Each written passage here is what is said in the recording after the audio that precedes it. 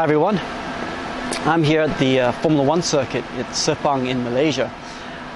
It's actually a track day here. Track day is a normal test day.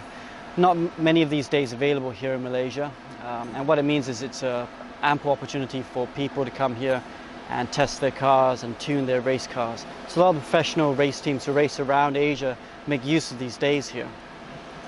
And surprisingly enough, there are not that many days of them.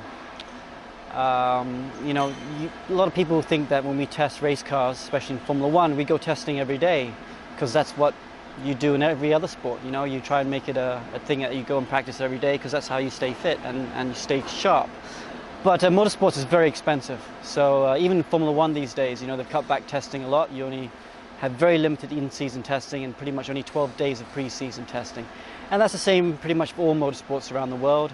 Here in Asia, we might test 4 days a month available here at Sepang.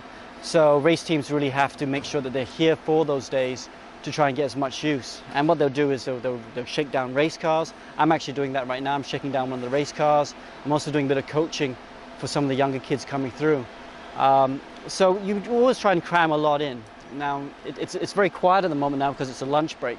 And that's why I can film out here, because there's no noise. But the teams are, even though it's lunch break, they're still working flat out trying to get the cars ready. And there'll be all sorts of cars. There are GT3 cars, there are normal touring cars, 1.6 litre touring cars, 2.0 litre cars, a couple Porsches and Ferraris behind me as well. Some junior single-seaters here called the Asia Cup Series, which is based here in Malaysia. And there's just all sorts of things. So if you do get a chance, try and come down from these test days. You get to see a bit of racing that's unique to this region that you don't get to see in Formula One. All right, thank you.